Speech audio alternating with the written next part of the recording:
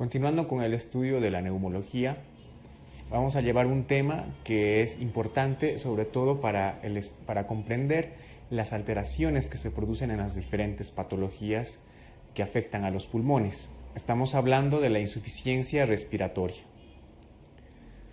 Bien, la insuficiencia respiratoria pues tiene una definición gasométrica y se define como cuando respirando aire ambiente a una presión barométrica normal tenemos una presión arterial de oxígeno menor a 60 milímetros de mercurio y la presión arterial de dióxido de carbono es mayor a 45 milímetros de mercurio. Como te he indicado, es una definición básicamente gasométrica, entonces nos quedamos con que respirando a aire ambiente normal, ¿no?, la presión arterial de oxígeno está menor a 60 y la presión arterial de dióxido de carbono es mayor a 45. Esta es la definición de insuficiencia respiratoria. En el cuadro de la diapositiva tú ves debajo de la definición pues un pequeño cuadro que te indica los valores gasométricos normales, ¿no? Tenemos el pH que está entre 7.35 a 7.45, tenemos el bicarbonato que tiene una concentración normal de 22 a 28 miliequivalentes litro, la presión arterial de dióxido de carbono que está entre 35 a 45 milímetros de mercurio en valor normal, y la presión arterial de oxígeno que es generalmente mayor a 80 milímetros de mercurio. Todo esto son valores normales de la gasometría arterial.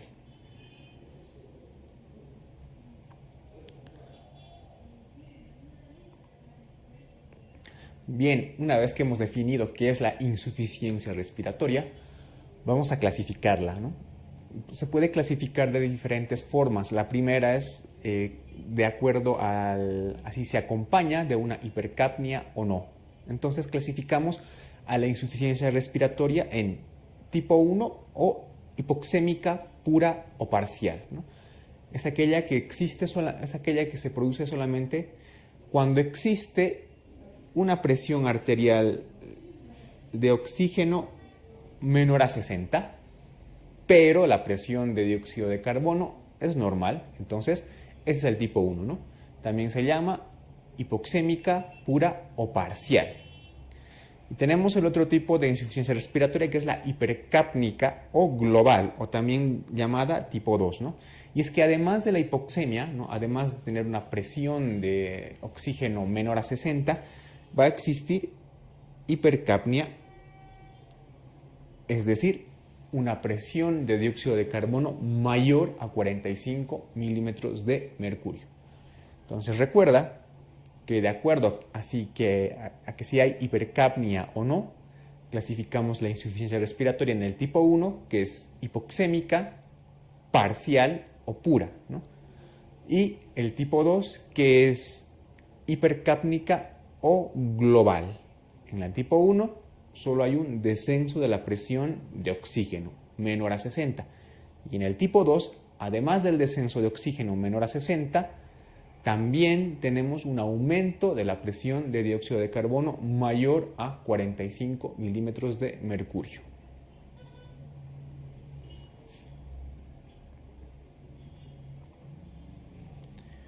Bien, de acuerdo al tiempo de instauración, ¿no?, o a la duración de esta insuficiencia, vamos a clasificarla en dos tipos: la insuficiencia respiratoria aguda y la insuficiencia respiratoria grave. La insuficiencia respiratoria aguda aparece de forma rápida, es decir, minutos, horas, ¿no?, y se caracteriza por una alteración rápida en la oxigenación y en el equilibrio ácido-base. En cambio, la insuficiencia respiratoria crónica se instaura de manera más lenta y progresiva. Habitualmente se activan otros mecanismos compensatorios para corregir las alteraciones ácido-base.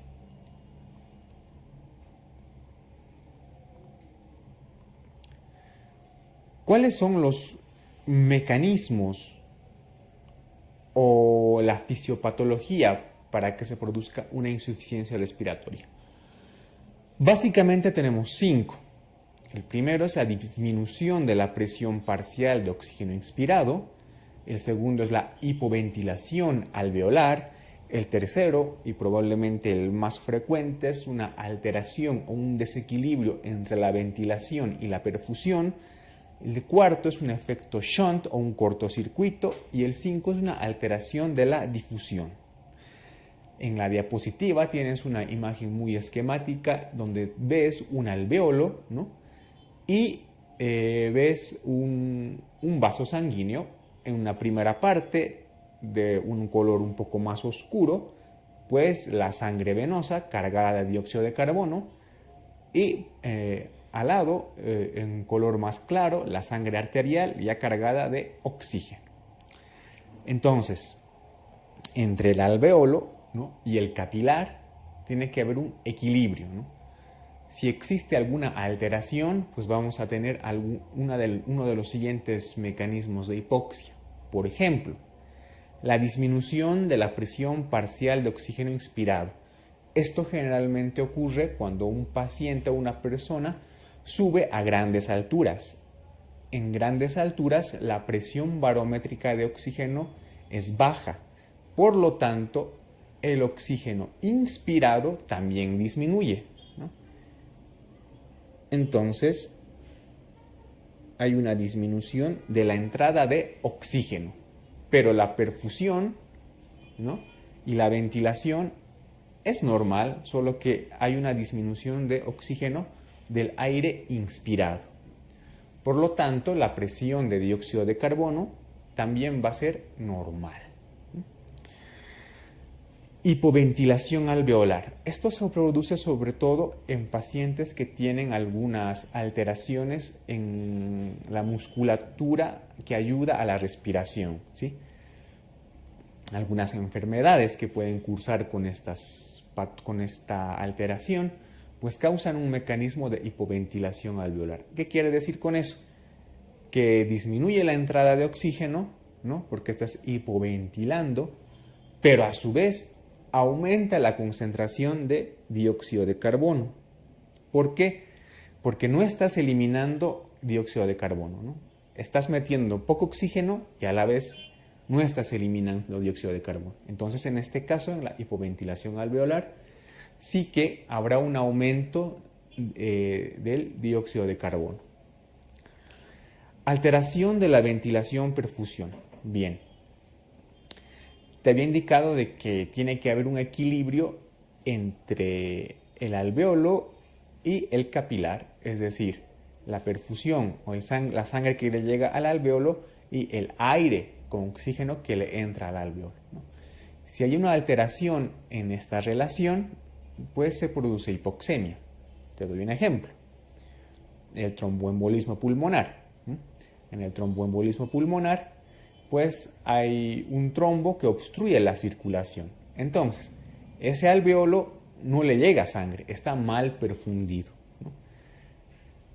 Le entra una buena cantidad de aire con oxígeno al alveolo, pero no le llega sangre. Entonces hay una buena ventilación, pero hay una mala perfusión, ¿no? Es un ejemplo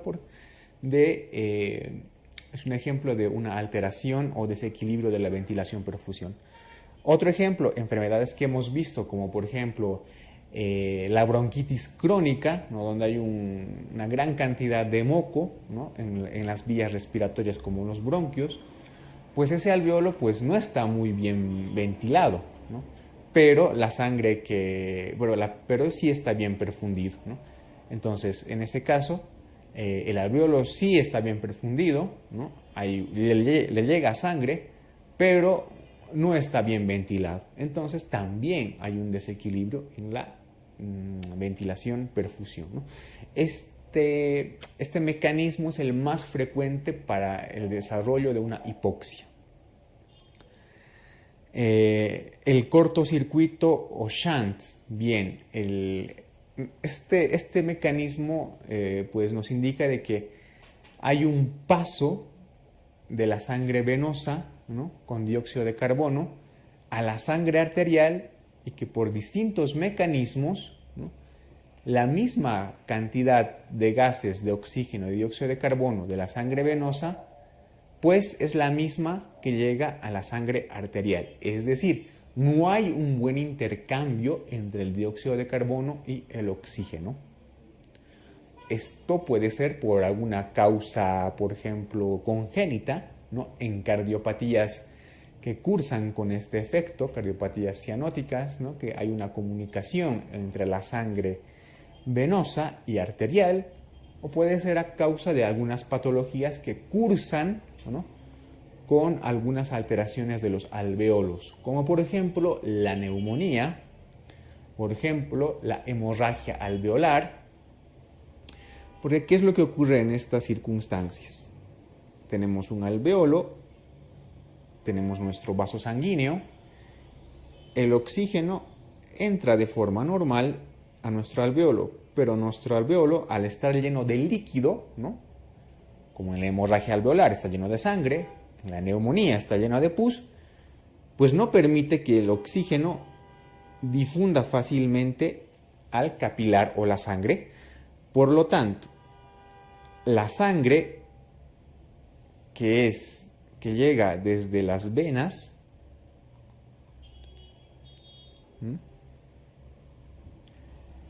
va a ser la misma que va a salir por las arterias. En realidad tendría que ser distinta, ¿no? Pero va a ser la misma. ¿Por qué? Porque no hay un buen paso del oxígeno a través del alvéolo hacia el vaso sanguíneo, ¿sí? Por esta alteración que te digo, ¿no? El alvéolo puede estar lleno de líquido, de pus, de sangre, etc. Entonces, en este caso también se produce un efecto Shandt o de cortocircuito. Por último, alteración de la difusión. Esta alteración se produce básicamente cuando el paciente se somete a ejercicio, ¿no? ¿Qué quiere decir esto? En algunas enfermedades, como la fibrosis pulmonar, pues el grosor de nuestra membrana, de nuestro alvéolo, estamos hablando de la alteración de la difusión, ¿sí? El grosor de la membrana de nuestro alvéolo, pues va a aumentar, por ejemplo, en la fibrosis pulmonar, ¿no?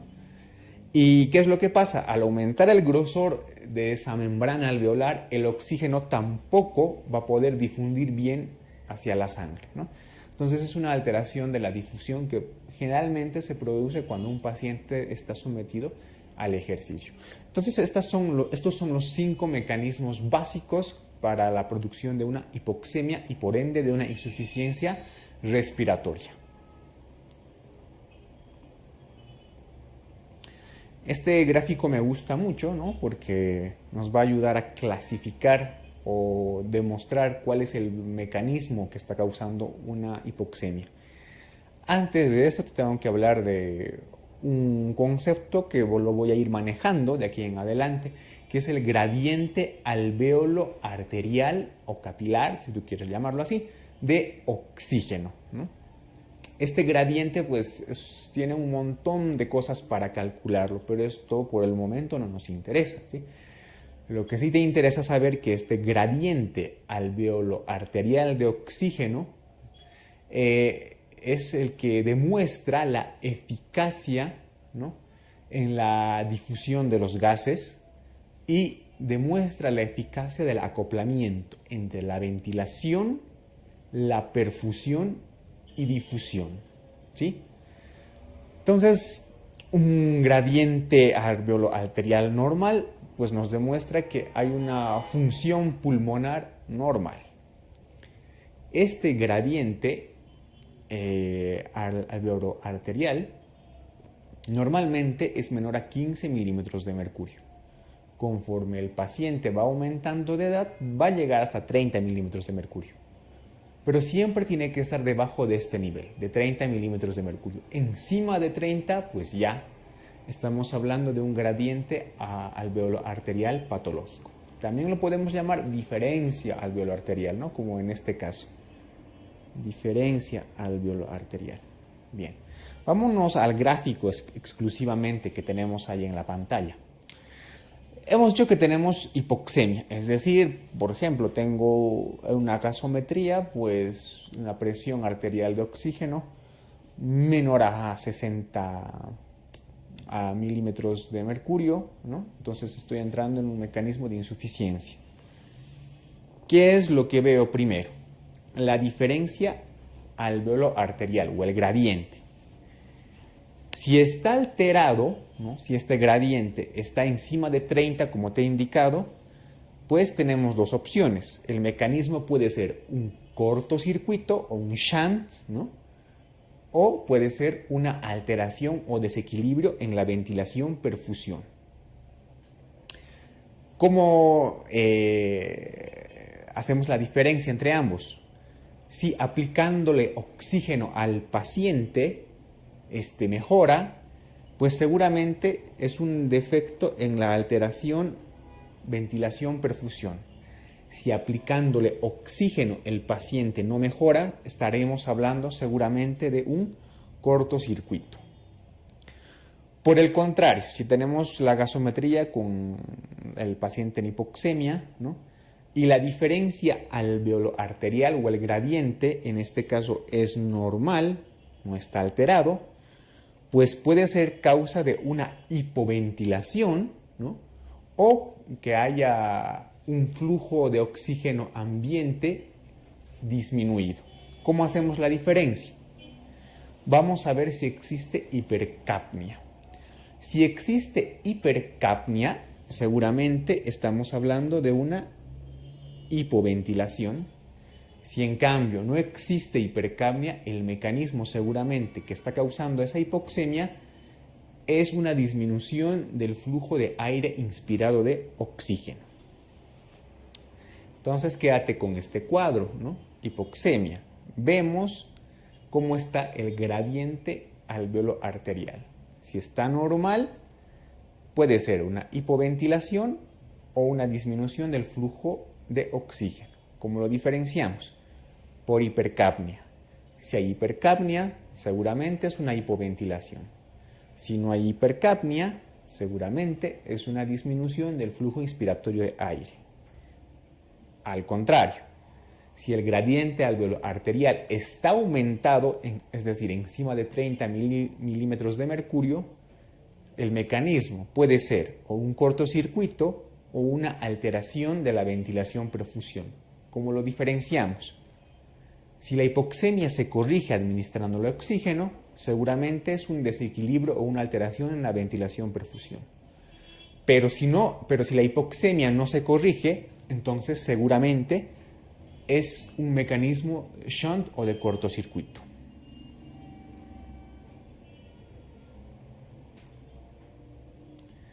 Este gráfico de esta diapositiva también es importante, ¿no? Y vamos a hacer una valoración general de algunos parámetros para clasificar algunos de los 5 mecanismos de hipoxemia que ya hemos hablado.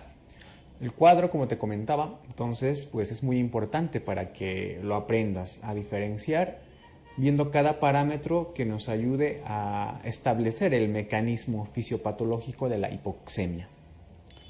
Por ejemplo, en la disminución de la presión de oxígeno del aire inspirado, como hemos repasado más antes, el gradiente alveolo arterial de oxígeno pues estará normal. Estará normal. La presión de dióxido de carbono también estará normal. Y podremos corregir este mecanismo si aplicamos oxigenoterapia. Para diferenciarlo de la hipoventilación alveolar, ¿no? Decimos que el gradiente de dióxido de oxígeno, gradiente alveolar arterial de oxígeno es normal. Sin embargo, la presión de dióxido de carbono estará aumentada, ¿sí? Y también la vamos a corregir con oxigenoterapia. Los otros mecanismos que vamos a ver pues tienen una característica que es que hay un aumento en en el gradiente alveolo arterial de oxígeno. Entonces, en la alteración de la ventilación-perfusión, pues hay un aumento de este gradiente, el dióxido de carbono estará normal y se puede corregir con oxigenoterapia. En el efecto shunt, el gradiente alveolo arterial también está aumentado. El dióxido de carbono puede estar normal o aumentado. Esto pues la verdad no nos interesa mucho, pero sí que nos interesa saber que en este mecanismo no se corrige con oxigenoterapia, ¿sí? Y por último, la alteración de la difusión también presenta un aumento de la diferencia alveolo arterial de oxígeno, ¿sí? Y también vamos a corregirlo con oxigenoterapia. Bien, entonces ya te he dado distintas formas, ¿no?, para establecer el mecanismo que está causando la hipoxemia. Por lo tanto, nos vamos a ir ahora a ver los mecanismos fisiológicos para estas correcciones, ¿no? Entonces, los mecanismos fisiológicos para la corrección de la hipoxemia pues son a corto plazo o inmediatos y a mediano plazo. Los inmediatos o a corto plazo pues son los siguientes, ¿no? Si hay una hipoxemia, se va a producir una vasodilatación local. Sin embargo, a nivel pulmonar se va a producir lo contrario, se va a producir una vasoconstricción pulmonar, ¿no? El paciente va a presentar taquipnea y también va a presentar taquicardia. Existe vasodilatación local porque el organismo, en un intento por oxigenar bien a los tejidos, va a hacer que llegue más sangre a estos. A nivel de los pulmones existe una vasoconstricción pulmonar, porque al no haber suficiente oxígeno para perfundir la sangre, los pulmones no van a permitir que mucha sangre no oxigenada escape a la circulación general. Los mecanismos para la corrección de la hipoxemia a mediano plazo son básicamente dos, ¿no? Uno es el renal, ¿no? Existe un aumento en la eliminación renal de bicarbonato, y el otro es a nivel de la sangre, ¿no? Aumenta los niveles de eritropoyetina y por lo tanto hay un aumento de la eritropoyesis y por lo tanto un aumento de los glóbulos rojos, ¿no?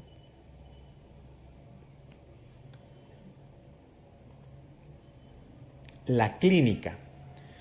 Pues la clínica varía de acuerdo a si la insuficiencia respiratoria es aguda o se ha instaurado recientemente o es una insuficiencia respiratoria crónica.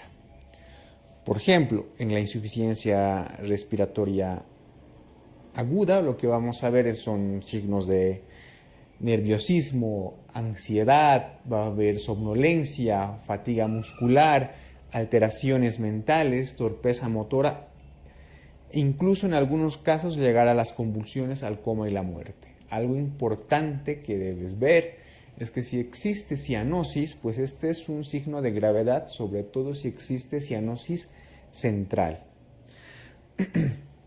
La clínica en la insuficiencia respiratoria crónica pues es casi la misma, pero de forma más progresivas.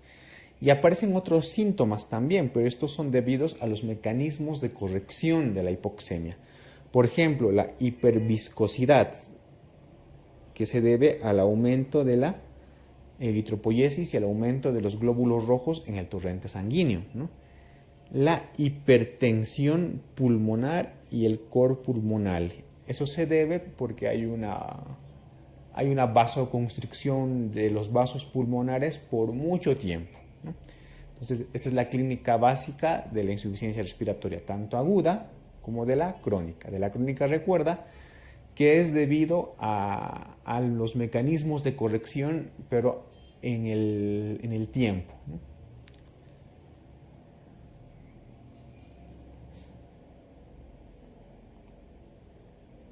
Bien, ¿cuál es el tratamiento? El tratamiento de la insuficiencia respiratoria tiene dos principios generales. El primero, la corrección de la hipoxemia, ¿no? Y el segundo es un tratamiento específico de la causa, del factor desencadenante o de la enfermedad de base. Entonces, en esta primera parte o en este tema lo que nos interesa es principalmente la corrección de la hipoxemia, ya que el tratamiento específico pues lo vamos viendo en varias patologías que ya hemos estudiado y que vamos a seguir estudiando. La corrección de la hipoxemia, ¿cómo se realiza? Bueno, hay que administrar oxígeno suplementario, ¿no? Generalmente se administra oxígeno suplementario con un flujo de oxígeno mayor a 21%. Y se va graduando de acuerdo a la necesidad del paciente o de acuerdo a la corrección de la hipoxemia, ¿no? ¿Cómo vamos a aplicar el oxígeno? Pues se puede aplicar de varias formas, por ejemplo, mediante las famosas cánulas nasales, mediante las máscaras Venturi, ¿no? ¿Cuál es el objetivo? El objetivo es mejorar la saturación de oxígeno, intentar mantener una presión arterial de oxígeno mayor a 60 milímetros de mercurio, es decir, corregir la insuficiencia respiratoria.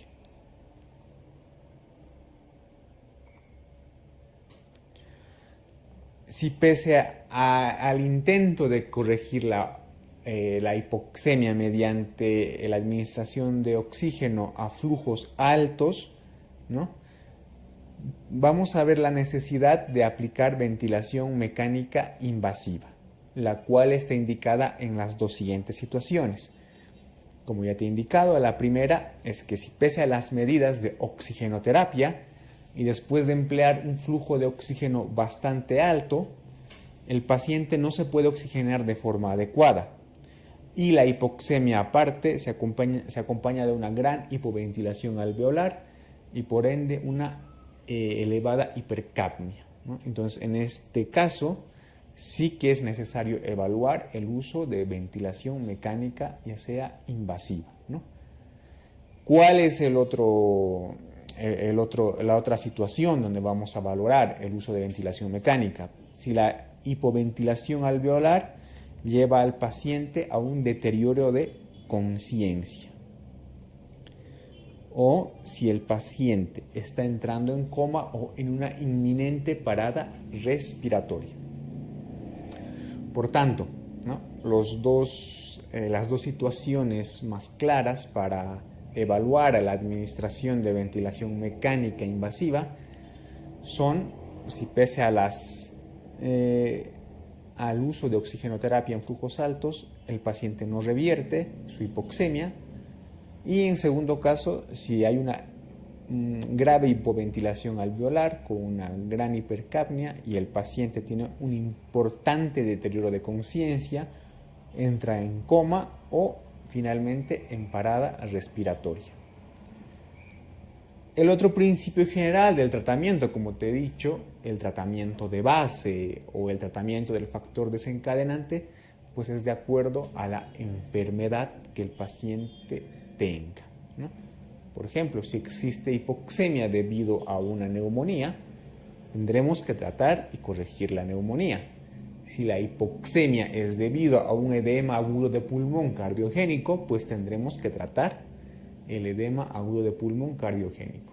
Si la hipoxemia o la insuficiencia respiratoria es debido a que el paciente ha subido a una ciudad a grandes alturas, pues deberemos corregir esa hipoxemia con medidas generales, ¿no? Y así, pues este es un tema básico que te va a ayudar a comprender toda la sintomatología que existe en las otras patologías de la neumología.